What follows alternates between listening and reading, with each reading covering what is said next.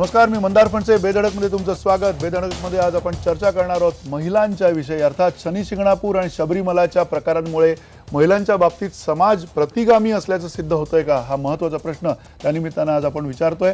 आणि चूल आणि मूल हे वरदान आहे असं बोलणं महिला बालकल्याण मंत्र्यांना शोभतं का, हे सुद्धा त्यानिमित्तानं आपण तपासणार आहोत. आणि महिलांकडे पाहण्याचा समाजाचा दृष्टिकोन अजूनही बदललेला नाही आहे का, हे सुद्धा त्यानिमित्तानं आपण समजून घेणार आहोत. अर्थात त्यासाठी आपल्या स्टुडिओमध्ये आणि आपल्या नागपूरच्या स्टुडिओमध्ये सुद्धा तज्ज्ञ आहेत. भीम रासकर आपल्यासोबत आहेत, सामाजिक कार्यकर्ते. सुषमा देशपांडे, लेखिका आणि सामाजिक कार्यकर्ते आपल्यासोबत आहेत. नयना भगत आपल्यासोबत आहेत, ज्या प्रवक्त्या आहेत सनातन संस्थेच्या. वृंदन बावनकर, युवा शिक्षण तज्ज्ञ, नागपूरवरनं आपल्यासोबत आहेत. या सगळ्यांचं स्वागत आहे या चर्चेमध्ये. आणि अर्थात पहिला प्रश्न खरं तर नयना भगत आपल्यापासून तुम्हाला विचारायचं आहे. पहिल्या प्रश्नाचं उत्तर तुमच्याकडनं अपेक्षित आहे, कारण अर्थातच गेले काही काळ आपण बघतोय की जी सुरुवात झालेली आहे या सगळ्या चर्चेला, खास करून शनी शिंगणापूर असेल किंवा साबरीमला असेल, यामध्ये महिलांना तिथे पूजेचा अधिकार नाही आहे. ज्या पद्धतीनं महिलांना तिथे अटकाव केला जातोय, त्याबद्दल तुमची भूमिका काय? सर्वप्रथम हा पण भाग बघायला पाहिजे की हा जो मुद्दा आहे हा कुठेही स्त्रीमुक्तीवादीशी निगडीत नाही आहे किंवा कुठलेही समानता असमानता याच्याशी निगडीत नाही आहे. तर हा पूर्णतः विषय धर्मशास्त्राशी निगडीत आहे. त्यामुळे कृपया धर्मशास्त्राचा पूर्णपणे अभ्यास करा.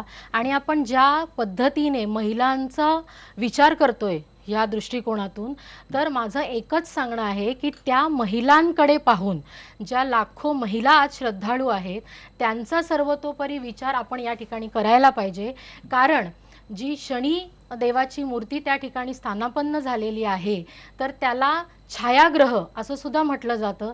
हिंदू धर्मामध्ये उपास्य देवता आणि अनुपास्य देवता आहेत. त्याच्यामध्ये विशिष्ट उपासनेसाठी काही देवतांचं पूजन केलं जातं, त्यांची उपासना केली जाते. त्यामध्ये शनी देवता जी आहे तर त्या याच्यामध्ये जे काही दोष आहेत, ग्रह दोष आहे, पीडा आहे, शनीची 7.5 आहे, तर त्या दृष्टिकोनातून ही उपासना केली जाते. आणि मूर्ती विज्ञानाच्या अनुसार जे काही मूर्तीतून परावर्तित होणारी जी काही किरणं आहेत तर त्यांचा स्त्रियांच्या संपूर्ण शरीरावरती त्याचा परिणाम होतो. आणि हा परिणाम होऊ नये म्हणून धर्मशास्त्राने हा विचार केलेला आहे. म्हणून पहिल्यांदा धर्मशास्त्र आणि धर्माचा अभ्यास करणं महत्त्वाचं आहे. आणि त्या दृष्टिकोनातून आपण पुढे जायला पाहिजे. कारण कुठलाही हा जो मुद्दा आहे हा स्त्रीमुक्तीशी निगडीत नाही आहे. जर खरोखरच तुम्हाला महिलांचं कल्याण अपेक्षित आहे तर महिलांवरती होणारा जो परिणाम आहे या परिणामांचा आपण विचार करायला पाहिजे.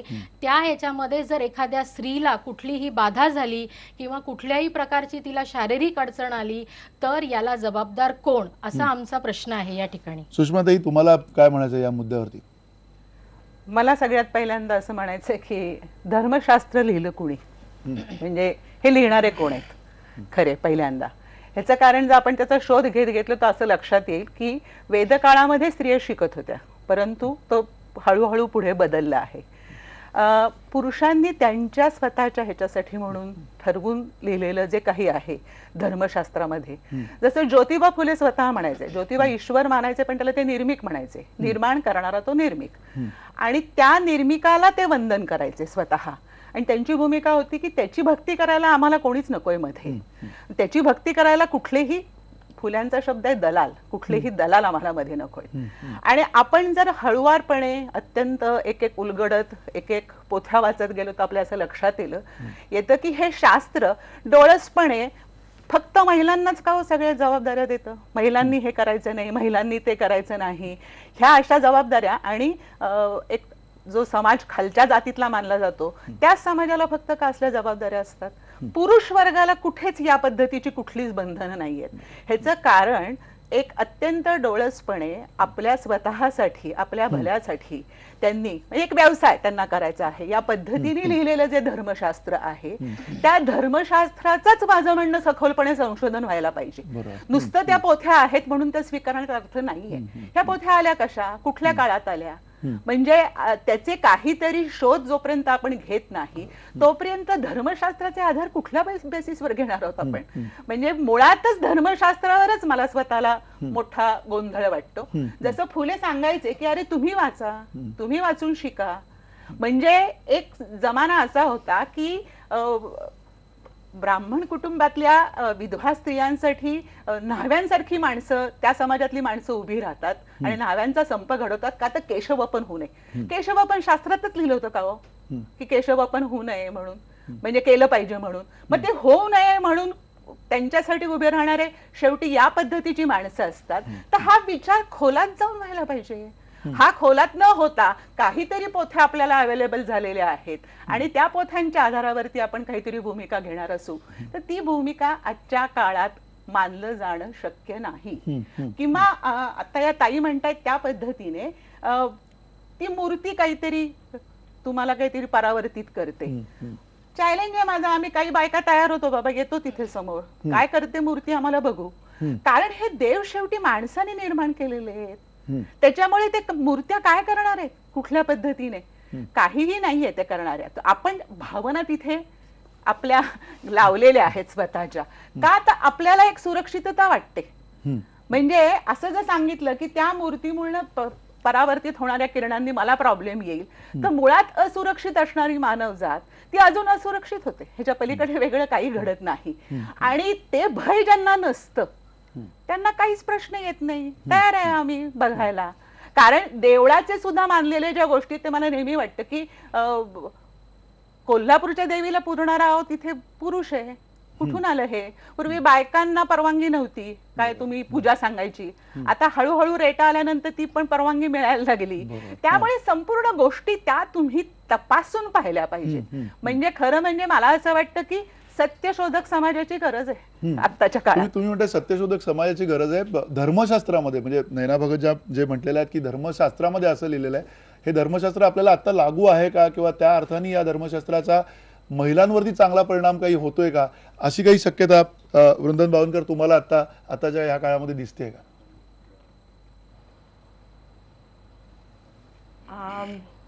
माझा एक प्रश्न आहे की आता धर्मात काय लिहिलंय, किंवा समजा आपण असं म्हणूया की आपला संस्कृती असेल आपली, आणि सगळ्याच आपल्या धर्मातल्या किंवा संस्कृतीतल्या गोष्टी सगळ्याच चांगल्या आहेत असं मुळीच नाहीये, आणि त्या सगळ्यांचंच आपण पालन केलं पाहिजे असं पण नाहीये.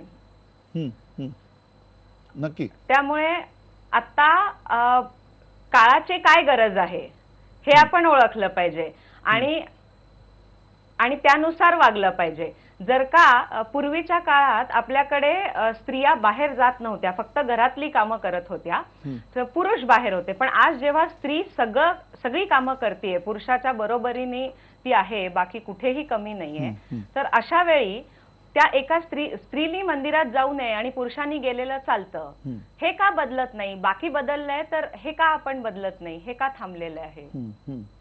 नक्की नक्की. पण त्याबरोबर पुन्हा भीमराजकर प्रश्न हाच उरतो की जवळजवळ 200 वर्षानंतर, म्हणजे महात्मा फुलेंचा इथे उल्लेख झालेला आहे, त्यांच्या त्या सगळ्या एकूण म्हणजे अट्टाहासानंतर म्हणूया, आत्ताच्या काळातलं जर का सगळं एकूण हे बघितलं, वातावरण बघितलं, तर खरं तर तो अट्टाहासच म्हणायला लागेल. पण 200 वर्षापूर्वी हे सगळं सुरू झालं होतं. इतका मोठा विचार त्यांनी त्यावेळेला मांडला होता.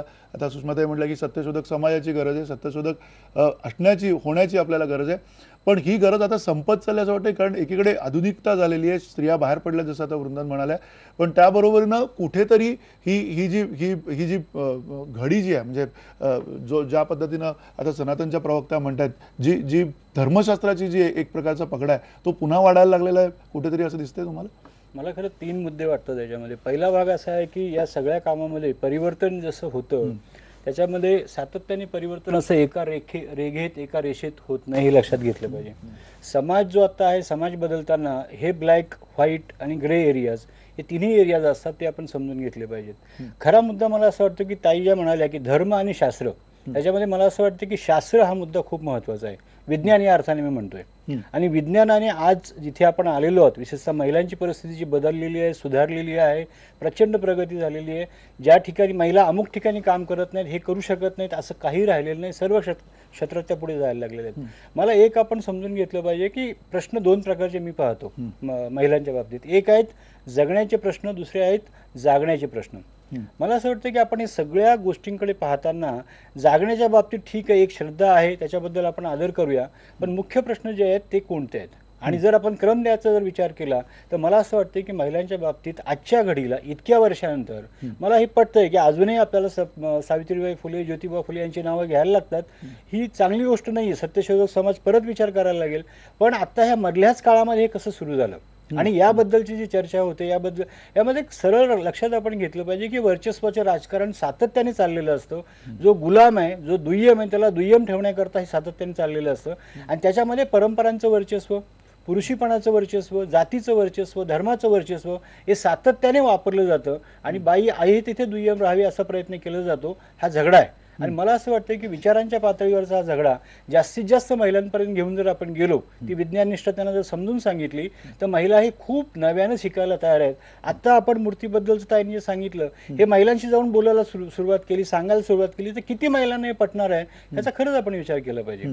त्यामुळे आजच्या तिचे पुढे जाण्याचे प्रश्न जे आहेत त्याच्यावर आपण क्रमवारी करणार आहोत की आपण आत्ता जी चर्चा चाललेली आहे मला असं वाटतं की त्या मुलीने एक मोठा विषय समोर आणला आणि अख्ख्या महाराष्ट्राला चर्चा करायला लावली की आपण कुठे आहोत आणि आपण कुठे चाललो आहोत. मला असं वाटतं की आजच्या काळातली गरज हे लक्षात घेऊन त्याच्या म्हणाला ते खूप खरं आहे की धर्मामध्ये सगळ्याच गोष्टी चांगल्या आहेत आणि त्या आपण घेऊन जायची अशी अवस्था नाहीये. आणि वर्चस्वाचं राजकारण जे धर्म लिहिले कोणी, शास्त्र लिहिली कोणी याचा विचार जर केला तर विज्ञाननिष्ठ दृष्टिकोन घेऊन जाण्याची गरज आता आहे आणि त्या महिला घेऊन चाललेल्या आहेत. आपल्यालाच किती ते पोहोचतंय हा मुद्दा आहे खरं. नैना भगत, तुम्हाला हा प्रश्न आहे की एक स्त्री म्हणून म्हणजे तुम्ही कुठली सनातनच्या प्रवक्त्या आहात किंवा तुमची जी काही भूमिका आहे त्याच्या पलीकडे जाऊन एक स्त्री म्हणून तुम्हाला असं वाटतं की महिलांना दुय्यम भूमिका आजच्या या सगळ्या झगड्यामध्ये आहे किंवा नाहीये? अजिबात नाहीये. दुय्यम भूमिका असती तर आज मी इथे तुमच्या समोर बसली नसते. हा एक महत्त्वाचा भाग आहे. या विषयावरती आपण खुलेआम चर्चा केली नसती. हा एक महत्त्वाचा या ठिकाणी मुद्दा आहे. आणि जर आपण बघितलं तर अगदी वेदकाळापासून म्हणजे यजुर्वेदामध्ये अध्याय 22व्या अध्यायामध्ये त्यांनी असं स्पष्टपणे उल्लेख केलेला आहे स्त्रियांच्या बाबतीमध्ये की स्त्री ह्या नेतृत्व जे आहे हे स्त्रियांकडे आहे आणि स्त्रियांनी ते नेतृत्व खूप खंबीरपणे तिथे करायला पाहिजे. ह्या यजुर्वेदामध्ये त्या काळापासून स्त्रियांचा त्या ठिकाणी उल्लेख केलेला आहे. आणि जर आपण या ठिकाणी पाहिलं तर अगदी राजमाता जिजाऊपासून, राणी लक्ष्मीबाईंपासून, अहिल्या होळकरांपासून इतकंच नव्हे तर अगदी रामायण महाभारतामध्ये सुद्धा म्हणजे त्या काळी ज्यावेळेस रामायणामध्ये सीतामाता ज्यावेळेस रामाबरोबर वनवासाला जायला निघाल्या तेव्हा वशिष्ठ ऋषींनी त्या ठिकाणी सांगितलं होतं की सीतामाता ही राज्यकारभार करण्यासाठी अतिशय कुशल आहे, त्यामुळे तो राज्यकारभार तिच्याकडे द्यावा. म्हणजे त्या काळापासून महिलांचं जे आहे म्हणजे तिचा जो अधिकार आहे किंवा तिचं कौशल्य आहे किंवा तिचा जो तिला देण्याचं जे स्थान आहे ते त्या काळापासून आहे. त्यामुळे आत्ता कोणी असं म्हणण्याचं कारण नाही आहे की स्त्री पुरुष समानता असमानता किंवा जर आपण व्यवहारातलं जर उदाहरण बघितलं, एक मिनिट मला मुद्दा पूर्ण करू द्या. सीतामाईंना अधिकार त्या ठिकाणी तिकडे वशिष्ठ ऋषींनी सांगितलं, परंतु सीतामातांनी रामाबरोबर वनवासामध्ये जायला सांगितलं. अरे पण नाही, कसं माहितीये का, तुम्ही शास्त्र समजून घेत नाहीये. या ठिकाणी एवढा महिलांचा विचार आहे. दुसरी गोष्ट 2011 पासून पुरुषांना सुद्धा त्या ठिकाणी प्रवेश बंदी आहे. सगळ्यांना दूरवरून दर्शन दिलं जातं. मग इथे या ठिकाणी तुम्ही अट्टहास का करताय? तुम्ही धर्मशास्त्र समजून घ्या, नीतिनियम समजून घ्या, नीतिनियम समजून घ्या. आपण साधारण म्हणजे आता मी स्टुडिओमध्ये आल्यानंतर सुद्धा मला सांगितलं की तुमचा जो मोबाईल आहे तो तुम्ही व्हायब्रेट मोडवरती ठेवा. जर तो ह्याच्यामध्ये ठेवला तर इथे म्हणजे इथे पण नियम आहेत आणि हे नियम आम्ही पाळायला पाहिजेत. तर तिथे तर धर्म आहे, सारखे नियम आहेत. शास्त्र आहे. जर व्यवहारामध्ये आपण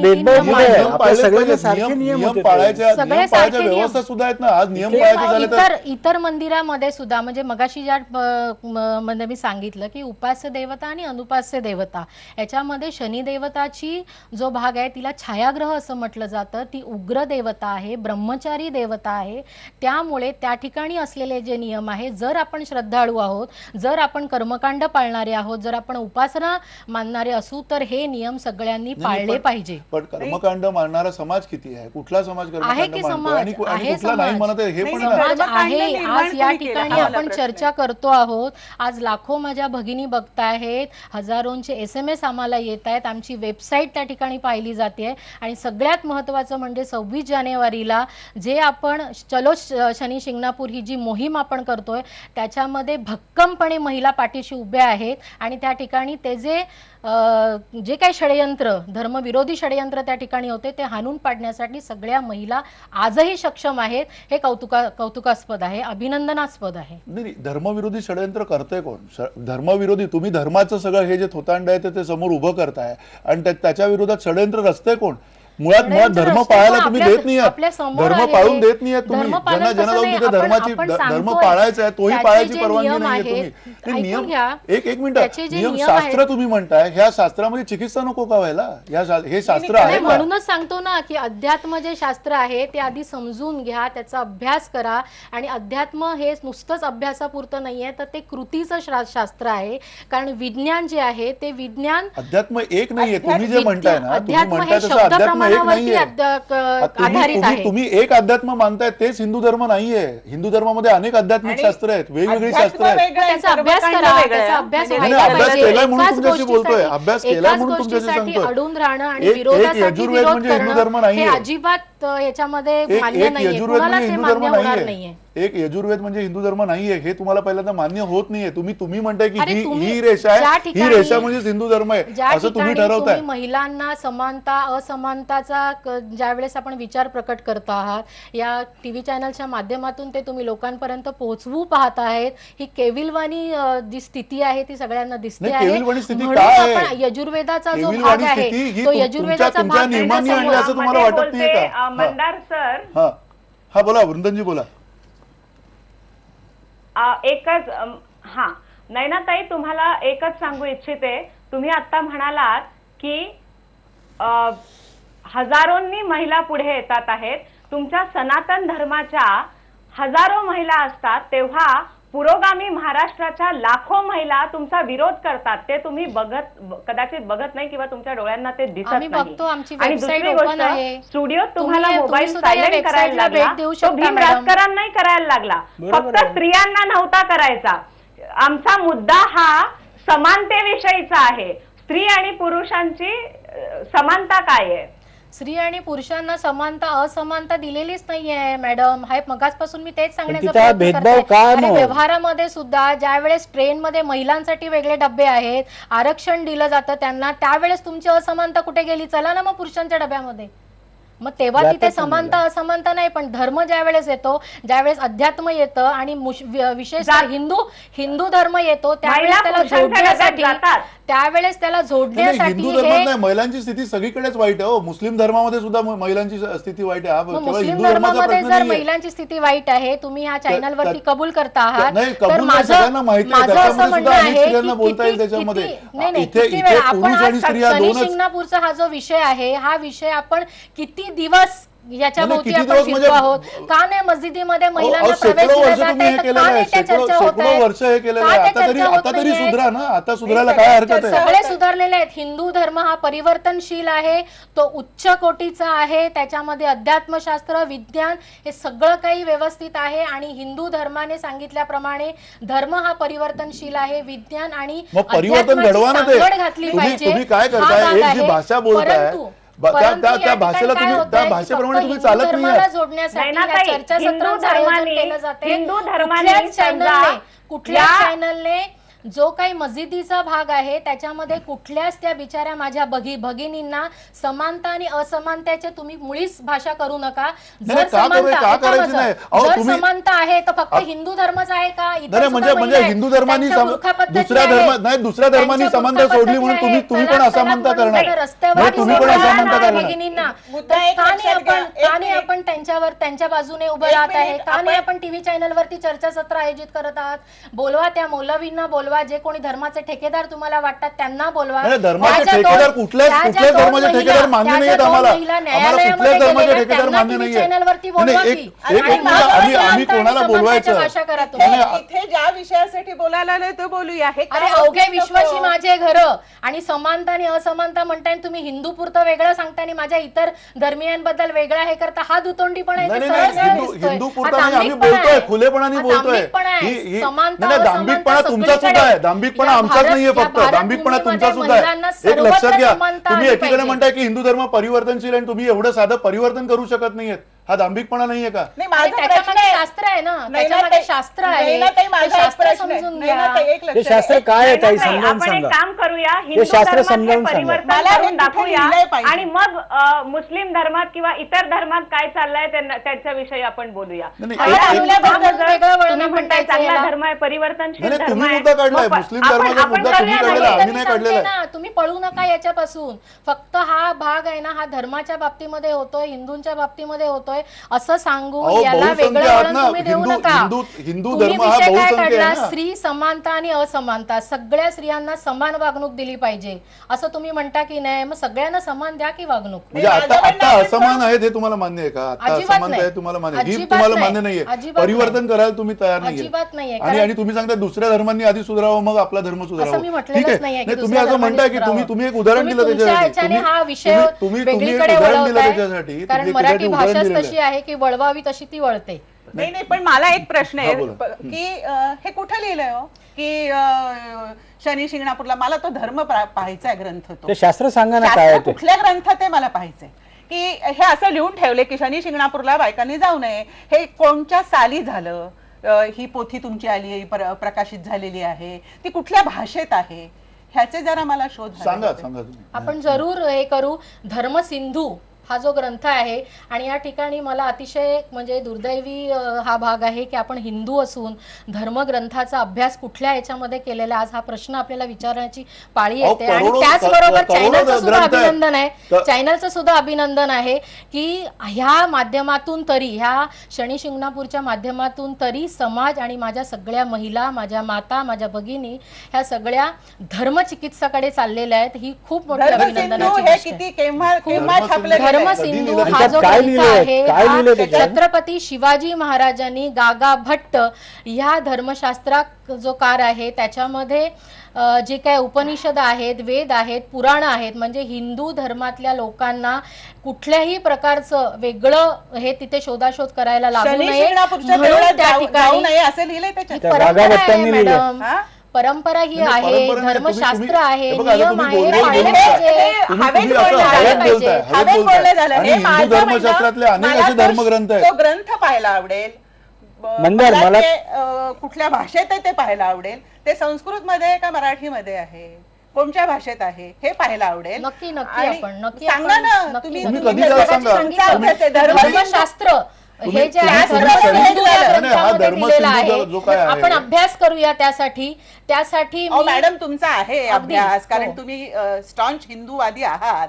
तर माझं म्हणणं की सांगा ना मग, आम्हाला माहित नाही तर. आता सांगितलं धर्मसिंधू एवढंच सांगताय. कधी आलाय मध्ये छत्रपती शिवाजी महाराजांनी गागा भट्टांच्या ह्याच्यात हे लिहिलेलं नाही, हे मी तुम्हाला खात्रीने चॅलेंज करू शकतो. करूया, त्यासाठी वेगळी चर्चा ठरवूया. वेगळी चर्चा नाही, तुम्ही उद्या सकाळी दाखवा. उद्या सकाळी काय लगेच म्हणजे हा कार्यक्रम, ही चर्चा झाल्याच्या नंतर तुम्हाला तुम्ही हे दाखवा की शनी शिंगणापूरच्या बाबतीमध्ये या धर्मसिंधूमध्ये असं लिहिलेलं आहे, तुम्ही दाखवू शकाल का? मी तुम्हाला धर्मशास्त्र सांगितलं, त्याचे नीती नियम सांगितले. धर्मशास्त्रामध्ये जो भाग दिलेला आहे, धर्मशास्त्र हिंदू धर्म एका पुस्तकात मावणारा नाहीये. हिंदू धर्म जो आम्हाला समजला हिंदू धर्म, तो हा काय ना, हा 2-4 पुस्तकांचं पण आहे. म्हणजे कुठेतरी हे म्हणजे महिलांचं जे आमचं म्हणणं आहे हे म्हणणं तुम्ही मानून घ्यायला पाहिजे. हा जो सगळा भाग आहे ना, हा सगळा अट्टहास आहे आणि विरोधासाठी विरोधाभास हा जो आहे हा निर्माण केला जातो. ही केविलवाणी स्थिती आहे. जरा थांबवा तुम्ही.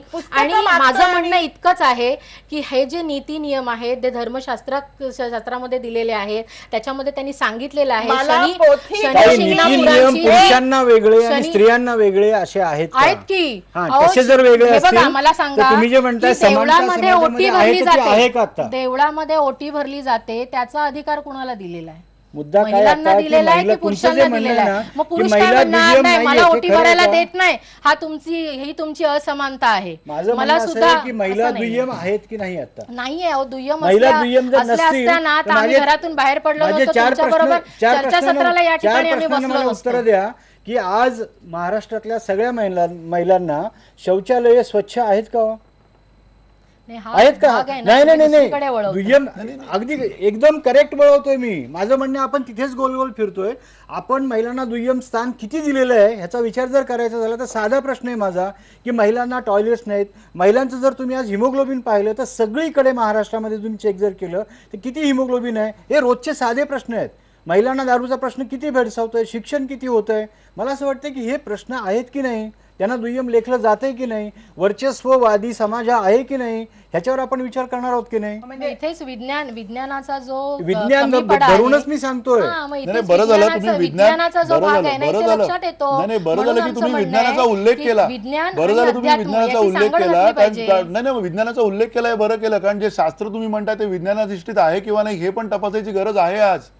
ती गरज तुम्हाला आवश्यक वाटत नाहीये. हे दुर्दैव आहे, हे दुर्दैव आहे, लक्षात घ्या मी तुम्ही. मगाशीच तुम्हाला सांगितलं की मूर्ती विज्ञानानुसार जी काय परावर्तित किरणं होतात आणि सगळ्यात महत्त्वाचं म्हणजे महिलांची जननेंद्रिय ही ओटीपोटामध्ये असतात, पुरुषांची जननेंद्रिय ही बाहेर असतात आणि ती जी ऊर्जा निर्माण होते त्या ऊर्जेचा महिलांच्या ओटीपोटावरती तिच्या संपूर्ण शरीरावरती त्याचा परिणाम होतो. तिची पाळी बंद होऊ शकते आणि जर पाळी तिची बंद झाली तर ती माता होऊ शकत नाही. आणि ह्याची जर जबाबदारी कोणी घेत असेल तर त्या ठिकाणी ह्या याची चॅनलच्या जबाबदारी सर्व वेगळी आहे. देवळांमध्ये याच्यासाठी बंद करायला तज्ञ पाहिजे. डॉक्टर येऊ विशिष्ट शकतात. व्यवस्था सर्व आहे देवळांमध्ये ना, उपास्य देवता, अनुपास्य देवता, उपास्य देवता आणि अनुपास्य वृंदाताई पण देवता, मान्य ज्या करते. उपास्य देवता हे पण आहेत त्यांचे पण मंदिर याची- आहेत. याची गणपतीची जबाबदारी देऊळ काय आहे, आहे? रामाची असा जर देऊळ देव आहे, असेल की जो श्रीकृष्णाची महिलेला देऊळ इजा आहे. करतोय, नाही असा नाही, जर मुद्दा असा आहे की आम्ही जबाबदारी घ्यायला तयार आहोत. अनेक तरुण मुली तिथे जाऊया आपण आणि बघूया काय होतो. आणि मला ही तर गंमत कळतच नाहीये की पोटाच्या आम्ही जाऊया, आम्ही तयार आहोत. जननेंद्रियाला आणि बघूया प्रॉब्लेम ना काय होतो होतंय. आणि हे बाहेर आव्हान तर आम्ही स्वीकारलेलं आहे मॅडम.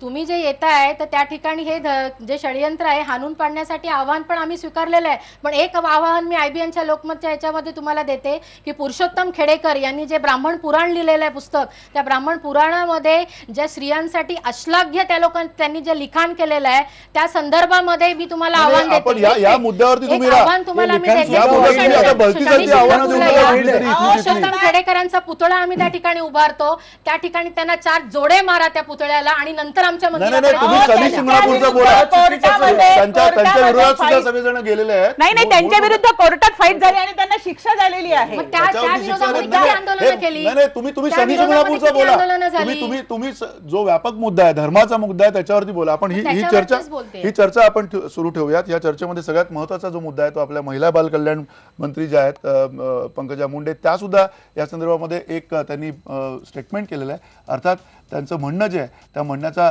अर्थ काय होतो तो सुद्धा आपण एक समजून घेणार आहोत एका छोट्याशा ब्रेकनंतर.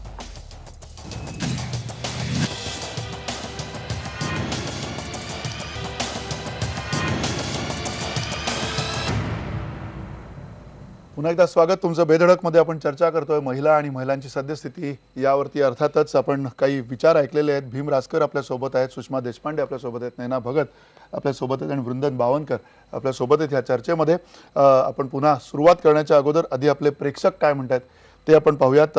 कोमलकुमार नहार म्हणतात दृष्टिकोन बदलला नसता तर सानिया मिर्झा, कल्पना चावला, सेरिना विल्यम्स आणि प्रतिभाताई पाटील या घडल्या नसत्या. या सर्व आधुनिक झाल्या पण संस्कृतीचा मान ठेवून. श्याम ठाणेदार म्हणतायत जो समाज स्त्रियांना देवी म्हणून पुजतो त्याच समाजामध्ये स्त्रियांना देवाचं दर्शन घ्यायला परवानगी नाही, हा एक मोठा विरोधाभास आहे.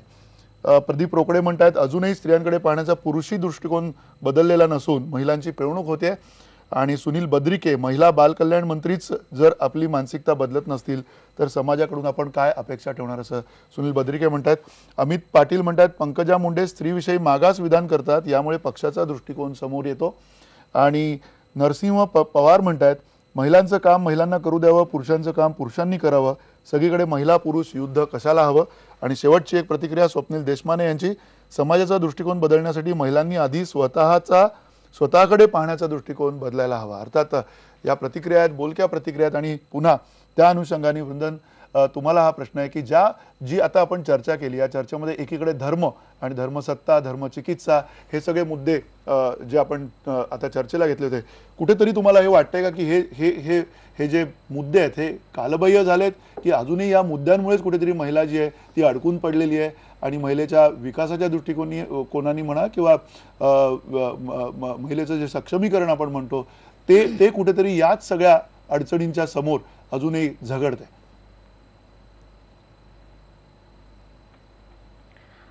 अर्थातच. समजा मी शास्त्र वाचलेलं नाही त्याच्यामुळे मला माहिती नाही, असं समजा एखाद्या शास्त्रात लिहिलंही असेल, हिंदू धर्मात असो किंवा दुसऱ्या धर्मात असो, परंतु समजा आज आपण बघतोय की सगळी स्थिती बदलली आहे, पूर्वीसारखं आता काहीही राहिलेलं नाहीये आणि समजा काही चांगले बदल आपल्याला करायचे असतील आणि ते आपण केले तर आपण धर्म पाळत नाही असं कोण म्हणतं? असं होत नाही. आता स्त्री पुरुष वाद हा का येतो?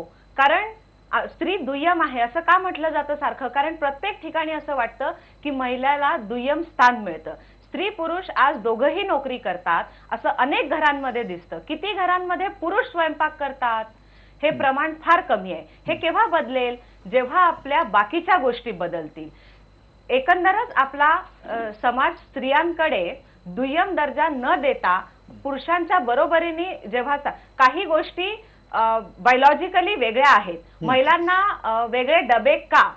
नैनाताई, पुरुषांना पाळी येत नाही, पुरुष गरोदर नसतात, त्याच्यामुळे काही या सोयी आपल्याला स्त्रियांसाठी कराव्या लागणार आहेत. तिथे तुम्ही म्हणू शकत नाही की हे करायला नकोय. पण समजा धर्मात एखादं स्त्रीला पूर्वी पाळीच्या वेळी स्त्रीनी काम करू नये किंवा कोणी तिला हात लावू नये असं लिहिलेलं होतं. आज तुम्ही ते पाळणार आहात का? नाही पाळू शकत. ठीक आहे, तुम्ही म्हणताय की हा सगळा बदलत्या काळाचा संदर्भ आहे.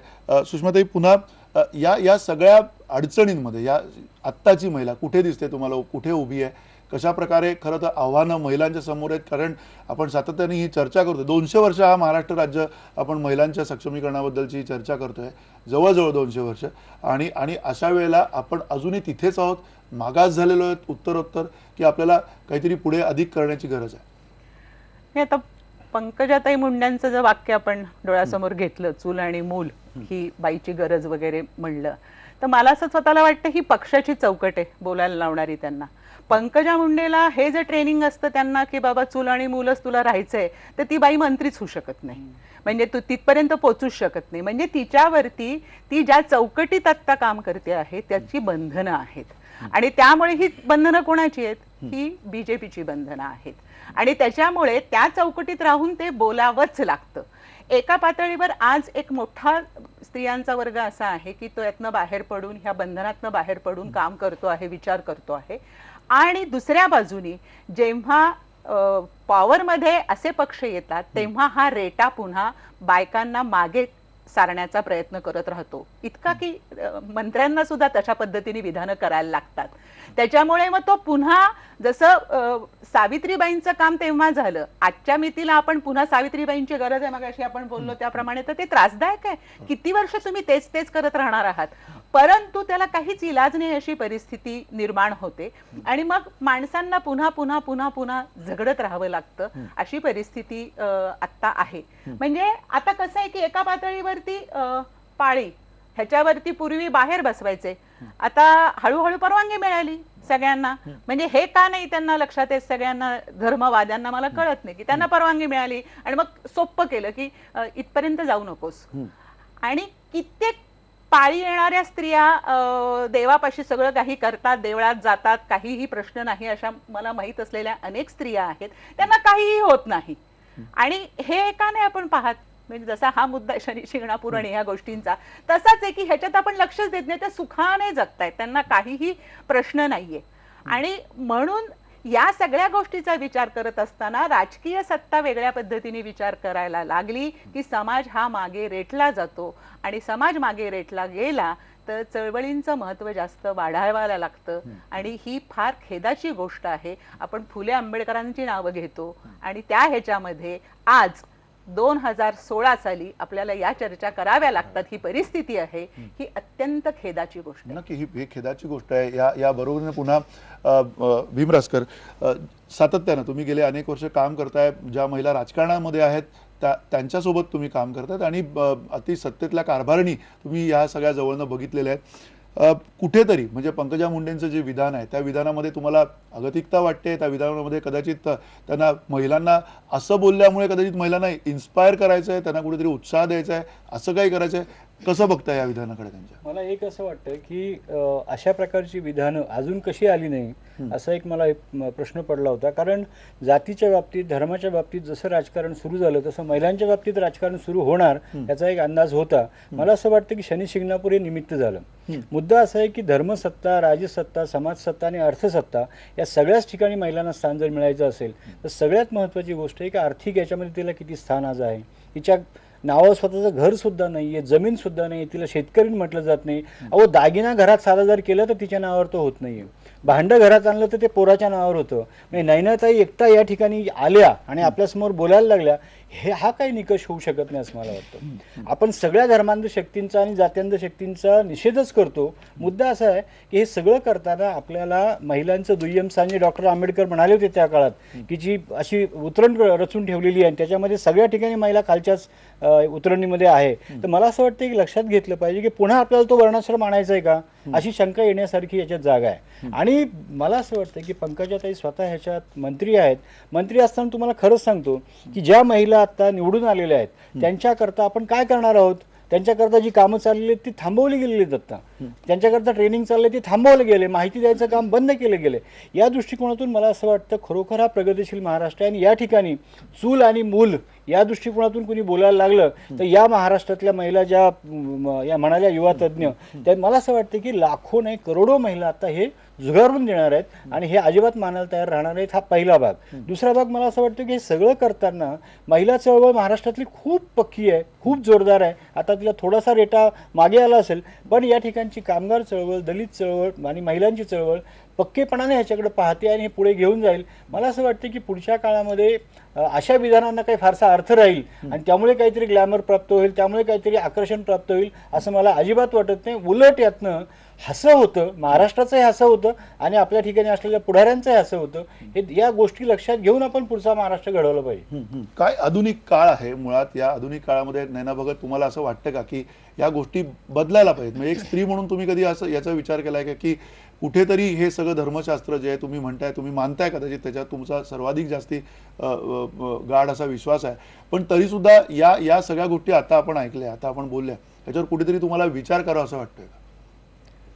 कसं आहे ना की आपण जो आता भाग बघितला की त्याच्यामध्ये सगळ्यात महत्त्वाची गोष्ट म्हणजे पंकजाताईंनी जे काही वक्तव्य केलेलं आहे तर त्या वक्तव्याचा मागचा जो त्यांचा काही भावार्थ असेल किंवा मीडियाला त्याच्यातून काय साध्य करायचं आहे याविषयी मला काही बोलायचं नाही आहे. पण धर्मशास्त्रामध्ये याचं कुठेही सांगितलेलं नाही आहे. त्या काळी असा भाग होता की 99% पुरुष जे आहे ते अर्थार्जन करत होते आणि घरामधली गृहलक्ष्मीचं दायित्व त्या ठिकाणी होतं. पण आता कालमहात्म्यानुसार याच्यामध्ये बदल झालेले आहेत आणि आज महिला ज्या याच्यामध्ये धडाडीने ज्या बाहेर पडलेल्या आहेत तर त्याच्यात तितक्याच ताकदीने पुरुषसुद्धा आज पाककलेमध्ये किंवा पाकशास्त्रामध्ये पारंगत झालेले आहेत आणि अगदी त्या म्हणतात ना की चांगल्या प्रकारे ते करतायत. पण त्याचा अर्थ असा नाही आहे किंवा त्याचा हे असा भाग कुणीही समजू नये की महिलांना ते काहीतरी दुय्यम आहे की चूल आणि मूल. म्हणजे आज इतकं अभिमानाची गोष्ट आहे की बाहेरची जी धुरा आहे तर ती सांभाळण्याबरोबरच महिला मूल आणि चूल हे सुद्धा सामर्थ्यपणे सांभाळतायत. अहो नका तिला एवढी तुम्ही दाबून टाकू की बाहेरचंही कमाव, घरातलंही बघ. माझं म्हणणं बरोबरीने पाहायचं असेल खूप सोपं असतं. एक तर तिला मी काय म्हणतेय तुम्ही लक्षात घेत नाहीये. मला असं वाटतंय की तुम्ही फक्त विरोधासाठी विरोध करता. मी मगासपासून तुम्हाला काय सांगते की सार्थपणे महिला जशा बाहेर आहेत तशाच त्या घरामध्ये सुद्धा चूल आणि मूल सांभाळण्याची क्षमता त्यांच्यामध्ये आहे आणि आज ते एवढं मोठं शिवधनुष्य सार्थपणे सांभाळतायत. असं मी असं म्हणत नाहीये मी कुठेच मग ठीक आहे, वादग्रस्त तुम्ही तसं- विधान मी केलेलं नाहीये. मी तुम्हाला काय सांगते, उलट स्त्रियांमध्ये असलेली जी क्षमता आहे ती क्षमता मी तुमच्या समोर नाही, मांडली. क्षमता बरोबर. ज्याप्रमाणे ती बाहेर ती स्वतःला सिद्ध करते, त्याचप्रमाणे ती घरामध्ये सुद्धा तुम्हाला ते सातत्य विधान मान्य आहे सांभाळते. का? तुम्हाला ते विधान मान्य आहे का? म्हणजे तुम्ही आता इतक्या काम करताय, पुढे आलेला आहात, तर तुम्हाला हे विधान मान्य आहे का? हा मी खरा तुम्हाला मुद्दा आता आहे. तोच भाग सांगितला की इथे कुठेही धर्म, मी तुम्हाला शास्त्र सांगते, मी तुम्हाला धर्माच्या अनुषंगाने जो भाग आहे तो या ठिकाणी मी इथे मांडते, पण त्याच्यामध्ये त्यांचा भावार्थ काय आहे किंवा मीडियाला याच्यातून काय साध्य करायचंय, नाही, नाही, पण किंवा ह्या मीडियाला भावार्थ- काय मीडियाला सांगायचंय, साध्य करायचं नाही, त्याच्या- मीडियाला त्याच्यामध्ये प्रबोधन नाहीये. करायचंय, मीडियाला त्याच्यामध्ये मी प्रबोधन जातच साध्य नाहीये. करायचं मी आता तुम्हाला त्याच्यामध्ये. काय सांगते, त्याच्यामध्ये मीडियाला त्या दुसरं काही ठिकाणी साध्य करायचं 99% नाही. नाही पुरुष जसं हे- मी म्हणलं ना, जसं की पंकजाताईंनी पक्षाच्या चौकटीत बोललं तसं याही त्याच पद्धतीने बोलतायत की ते भावार्थ बघा वगैरे. मुद्दा असा आहे, मला थोडंसं असं वाटतं भीम, की तिथे बोलणं हे गैरच आहे काहीही झालं तरी. म्हणजे मुद्दा असा आहे की बचत गटातल्या बायका ज्या इतक्या तळागाळातल्या काम करणाऱ्या बायका असतात, तर त्यांच्या मनावर ह्याचे काही प्रमाणात परिणाम होतात. म्हणजे ज्या चळवळीतल्या आहेत त्यांचा भाग वेगळा राहतो, परंतु बचत गटातल्या ह्या काल मिटिंगला यायला लागलेल्या थोड्या बाहेर पडलेल्या बायका असतात, त्यांना एक थोडासा मोकळा श्वास मिळण्याची सवय झालेली असते आणि त्यांना हे सांगणं, मग त्यांचं असं सुरू होतं, एवढी मोठी बाईन ती सांगते तर मी बरोबरच आहे. त्यामुळे हे विधान हे बेजबाबदारीचं विधान आहे, हे आपण मान्यच करायला पाहिजे. म्हणजे थोडक्यात पुन्हा वृंदन, या सगळ्या उठारेट्यामध्ये, या सगळ्या ओढाताणीमध्ये महिलेला नेमकं काय केलं पाहिजे? आधुनिक, तुम्ही तरुण आहात, आधुनिक स्त्री म्हणून तुम्हाला काय वाटतंय? जसं आता नैना ताई म्हणाल्या की मुळात त्यांना ही प्रचंड क्षमता आहे, म्हणजे स्त्री म्हणजे काही सुपर वुमन असल्यासारखी परिस्थिती आहे. शिवधनुष्य वगैरे घेऊन हातामध्ये चाललेली आहे ती गेल्या अनेक वर्ष, आणि अशा वेळेला मग तिने ह्या दोन्ही गोष्टी केल्या पाहिजेत. नेमकं काय केलं पाहिजे?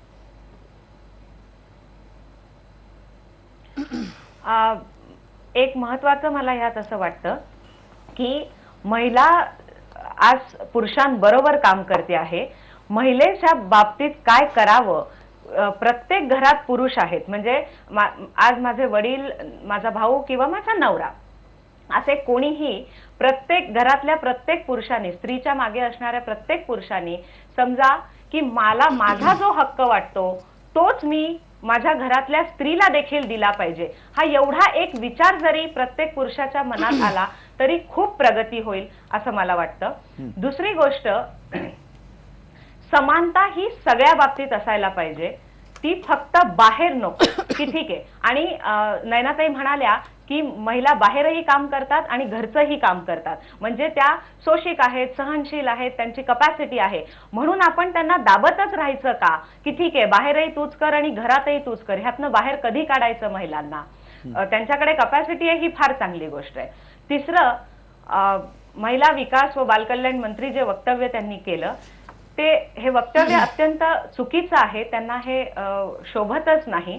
याचं कारण असं की महिला विकास हे त्यांच्या खात्याचं नाव आहे, आणि सुषमाताई म्हणाल्या त्याप्रमाणे की जेव्हा तळागाळातली महिला, आज बाहेर निघालेली महिला हे ऐकते तेव्हा त्याच्यावर खूप चुकीचा तो परिणाम होतो.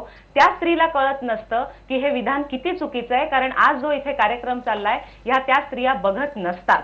त्याच्यामुळे त्यांना फक्त ते एक वाक्य म्हटलं जातं, आणि मला तर असं वाटतं की पुरुष ते वाचून दाखवत असतील, जर का ते वर्तमानपत्रात आलं असेल तर घरचे पुरुष वाचून दाखवत असतील. जी स्त्री सांगत असेल की बघा आम्हाला समानता मिळायला पाहिजे, तुम्ही मदत करायला पाहिजे, तिथे असं होत असेल आणि त्या एका वाक्याचा त्या स्त्रीवर खरंच परिणाम होत असेल, त्यामुळे हे वाक्यही चुकीचं आहे. ही वाक्य त्या जबाबदार पदावर नक्की. आणि सनातन धर्म आणि इतर, हा बोला.